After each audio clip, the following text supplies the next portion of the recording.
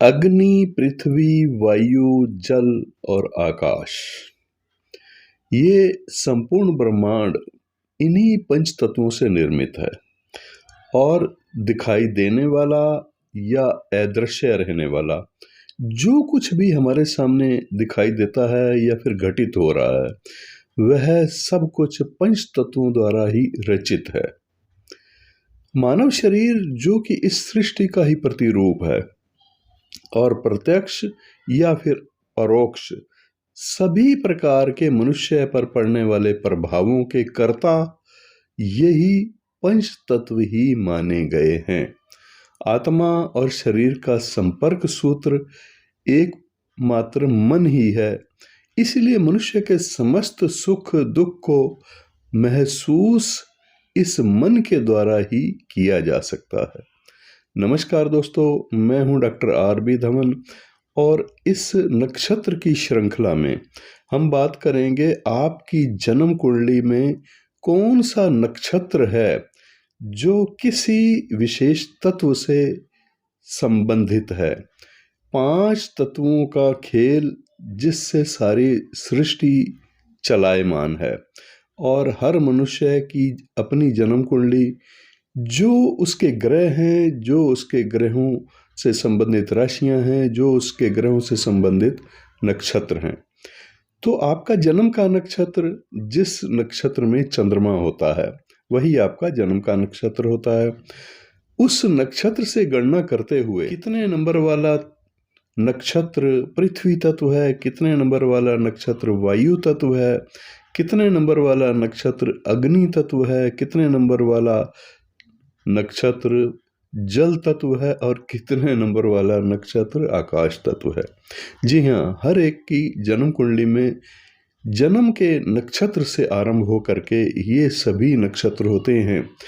तो पृथ्वी तत्व नक्षत्र की आज बात करेंगे। आपकी जन्म कुंडली में जो आपका चंद्रमा का नक्षत्र है वही है आपका पृथ्वी तत्व वाला नक्षत्र।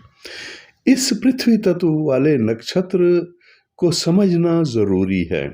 क्यों समझना जरूरी है? ये कुछ खास है। ये पृथ्वी तत्व वाला नक्षत्र कुछ खास कैसे है, तो आइए इसी को हम समझते हैं आज के इस वीडियो में। जैसा कि मैंने आपको बताया कि मानव शरीर जो कि इस सृष्टि का ही प्रतिरूप माना गया है और मानव मन पर पड़ने वाला जो प्रभाव है, आत्मा और शरीर का संपर्क सूत्र एकमात्र मनुष्य का मन ही है। इसलिए मनुष्य के सभी समस्त सुख दुख को महसूस इस मन के द्वारा ही किया जाता है। मन पर पड़ने वाले सभी प्रकार के प्रभाव, चाहे वो सुख हो, चाहे वो दुख हो, किसी भी प्रकार की अनुभूति हो, आचार्यों ने इन 5 तत्वों से उसको जोड़ करके देखा है। यानी 5 तत्वों की श्रेणियों में ही ये सब कुछ आता है, जिसे ज्योतिष शास्त्र की सहायता से हम 28 नक्षत्रों के द्वारा जान सकते हैं। जी हाँ, 28 नक्षत्र। आपने सुना होगा कि नक्षत्र तो 27 होते हैं, तो 28वें नक्षत्र की चर्चा क्यों हो रही है? एक छोटा नक्षत्र अभिजीत भी है जिसकी चर्चा आमतौर पर नहीं होती क्योंकि ये बहुत ही छोटा है और इसकी गणना कुछ विशेष मामलों में होती है। तो इसलिए कुल मिलाकर नक्षत्र तो 28 ही हैं। तो 28 नक्षत्रों के द्वारा हम जान सकते हैं अपने जन्म के नक्षत्र से आरंभ करते हुए 28 नक्षत्रों में प्रथम नक्षत्र जो हमारे जन्म का नक्षत्र है, यानी हमारा चंद्रमा जन्म कुंडली का जिस नक्षत्र में, वही हमारा जन्म का नक्षत्र होगा। तो उसी को हम जन्म तारा भी कहते हैं, जो पृथ्वी तत्व को सूचित करने वाला नक्षत्र माना गया है। यही नक्षत्र है, यही हमारी कुंडली में पृथ्वी तत्व का प्रतिनिधित्व करने वाला नक्षत्र है। मतलब जिसका प्रतिनिधित्व पृथ्वी तत्व करता है वही हमारा जन्म का नक्षत्र होता है, या जो हमारा जन्म का नक्षत्र होता है उसका प्रतिनिधित्व ही पृथ्वी तत्व करता है। पृथ्वी तत्व नक्षत्र क्रिया शक्ति को दर्शाने वाला नक्षत्र है। इस जन्म नक्षत्र पर चंद्रमा के अलावा अगर किसी भी पापी या क्रूर ग्रह या फिर शत्रु ग्रह या शत्रु ग्रहों, एक से ज्यादा भी हो सकता है प्रभाव, तो इसलिए ग्रहों, शत्रु ग्रह, पापी ग्रह या फिर शत्रु ग्रहों की दृष्टि हो या फिर इस जन्म के नक्षत्र पर स्थिति हो उन ग्रहों की जो कि पाप ग्रह हैं, तो फिर ये दृष्टि का प्रभाव या स्थिति का प्रभाव उस जन्म के नक्षत्र को दूषित कर देता है। जी हाँ, केवल जन्म के नक्षत्र को ही दूषित नहीं करता, यहाँ समझने वाली बात है कि हमारे पृथ्वी तत्व को भी दूषित करता है। मुख्य बात तो यही है कि हमारा पृथ्वी तत्व ऐसे में दूषित हो जाता है। किसी पापी या शत्रु ग्रह का प्रभाव जब उस पर होता है तो इस दुष्प्रभाव के कारण से पृथ्वी तत्व दूषित हो जाता है। इसका फल क्या होता है, इसका प्रभाव क्या होता है हमारे जीवन पर? फल ये होता है कि व्यक्ति अपरिवर्तनीय हो जाता है, यानी कितना भी उसको समझा लीजिए समझ बड़ी मुश्किल से आता है, अपने मन के वो चलाने लग जाता है, अपने मन की बात मानता है, किसी दूसरे की बात ना मानना एक बहुत बड़ा दुर्गुण है। तो कह सकते हैं कि वो दुराग्रही हो जाता है। केवल दुराग्रही ही नहीं हो जाता, असहिष्णु भी हो जाता है, किसी की बात उसको सहन ही नहीं होती, कुछ भी कोई समझा ले वो सहन नहीं कर पाता, ऐसे में वो स्वार्थी भी हो जाता है, उन्मादी भी बन जाता है। और पृथ्वी तत्व को दूषित करने वाला ये जो ग्रह है उसके प्रभाव से उस जातक हो या फिर जातिका हो, कोई भी हो जिसकी हम जन्म कुंडली में देख रहे हैं, उसका जन्म का नक्षत्र पीड़ित है या दूषित है उन पाप ग्रहों से, तो पृथ्वी तत्व दूषित होगा। तो ऐसे में भौतिक आवश्यकताओं की कमी उसके जीवन में झलकती है, मतलब भौतिक आवश्यकताओं का स्थिर आधार नहीं बन पाता उसके जीवन में, आता जाता रहता है, भौतिक सुख की वस्तुओं का अभाव बना ही रहता है लगभग। तो क्योंकि आज के युग में धन का अभाव या भौतिक वस्तुओं का अभाव एक बड़ा अभाव माना जाता है, आप इसको एक अभिशाप की तरह भी समझ सकते हैं। ऐसा मान लिया जाए कि ये भौतिक वस्तुओं का अभाव या धन का अभाव एक अभिशाप की तरह है, तो गलत नहीं होगा। धन के अभाव के होने से सभी प्रकार के लगभग कष्ट जो होते हैं वो पृथ्वी तत्व की कमी के कारण से होते हैं, पृथ्वी तत्व के दूषित होने के कारण से होते हैं। जब जन्म कुंडली में जन्म का नक्षत्र पाप ग्रहों से पीड़ित हो रहा हो, आर्थिक परेशानियां तो होती ही हैं, इसके अलावा जातक जातिका के पैर या टांगें और फिर उसका चलना फिरना ये भी कुछ विशेष प्रभावित होता है, इसमें कोई परेशानी होती है, घुटने की परेशानियां हो सकती हैं, और कभी कभी ऐसा होता है कि गंध का महसूस ना होना, उसको ना तो कोई दुर्गंध का महसूस होना होता है और ना ही कोई सुगंध का महसूस होना होता है। तो गंध का ज्ञान ना होना भी एक लक्षण है, पृथ्वी तत्व की कमी अगर किसी में होती है तो ये लक्षण भी आप इससे भी पहचान सकते हैं। गुदा और उन्मूलन आदि क्रियाओं की समस्या भी होती है, कब्ज वगैरह ज्यादा रहता है उसको, या फिर गुदा रोग भी कोई ना कोई हो सकता है उसको। और इस प्रकार समस्या जो है किसी न किसी प्रकार से बनी रहती है, शारीरिक भी और आर्थिक भी। तो समस्या किसी प्रकार की असमर्थता से मन पर पड़ने वाले जो विपरीत प्रभाव हैं, समस्या है तो मन पर प्रभाव विपरीत पड़ेगा ही, इससे मन पर पड़ने वाले विपरीत प्रभाव के कारण उसे कुंठा महसूस होती है। कुंठा के रूप में पृथ्वी तत्व के दोष के कारण जातक या जातिका को ये जो प्रभाव है कुंठा के रूप में देखा जा सकता है। जातक हो या जातिका हो उसको कुंठा वाले प्रभाव झेलने पड़ते हैं, अभाव झेलना पड़ता है, आर्थिक अभाव और सुख के साधनों का अभाव, शारीरिक रोग जो मैंने आपको बताए हैं उनके होने के भी चांसेस होते हैं। अब ये जन्म का नक्षत्र जो है इसको हम अगर देखें अध्यात्म की दृष्टि में तो ये जो है इसमें जन्म का नक्षत्र पृथ्वी तत्व तो है ही है, इसको नए अक्षर से योगियों ने जाना है, योग क्रियाओं में इसको नए अक्षर से जाना गया है। जो कि क्रिया शक्ति को दर्शाता है और मूलाधार को दर्शाता है। अगर हम चक्रों की बात करें तो शरीर में जो चक्र बताए गए हैं कुंडलनी से संबंधित, उसमें मूलाधार चक्र से पृथ्वी तत्व संबंधित है। और इसका जो देवता है वो है सधोजात। सधोजात भगवान शिव का रूप।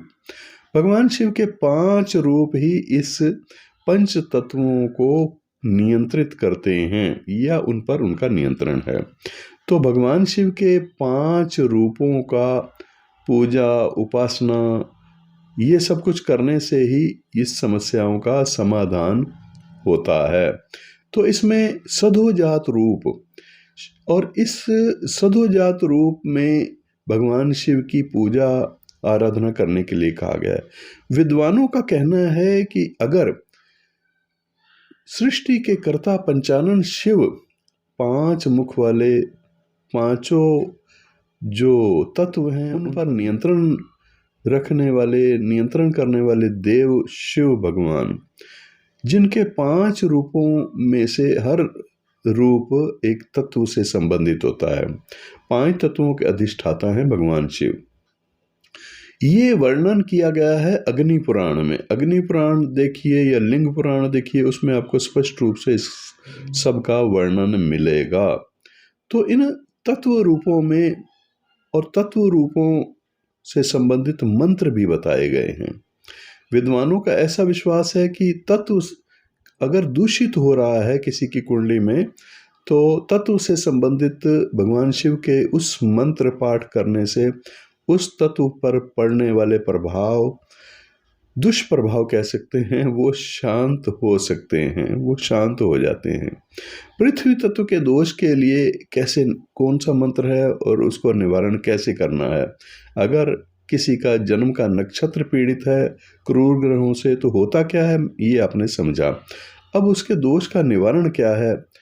तो पृथ्वी तत्व के दोष का निवारण करने के लिए 5 मुख वाले पंचानन शिव, जिनको कहा गया है शिव के सधोजात रूप का मंत्र पाठ करने से मनुष्य अपने जीवन में एक दृढ़ विश्वास पैदा कर लेता है, यानी उसको विश्वसनीय हो जाता है वो सबका, और सुरक्षित महसूस करने लग जाता है, व्यवस्थित हो जाता है, भौतिक आधार उसका बन जाता है। जन्म का नक्षत्र ही पृथ्वी तत्व को सूचित करता है और इसका अक्षर है न, और शक्ति है क्रिया शक्ति, चक्र है इसका मूलाधार चक्र, कल्प है श्वेत लोहित, और दिशा है पश्चिम दिशा, मंत्र है सधोजात मंत्र। भगवान शिव का सधोजात मंत्र क्या है, आइए इसको श्रवण करते हैं। नागेन्द्रहाराय त्रिलोचनाय भस्मांगरागाय महेश्वराय नित्याय शुद्धाय दिगंबराय तस्मै नकाराय नमः शिवाय। नागेंद्र हाराय त्रिलोचनाय भस्मांग रागाय महेश्वराय नित्याय शुद्धाय दिगंबराय तस्मै नकाराय नमः शिवाय। इसका भावार्थ कहते हैं कि मंत्र का भावार्थ भी पता होना जरूरी है। तो मंत्र का प्रभाव होता है मंत्र का भावार्थ भी जानने से।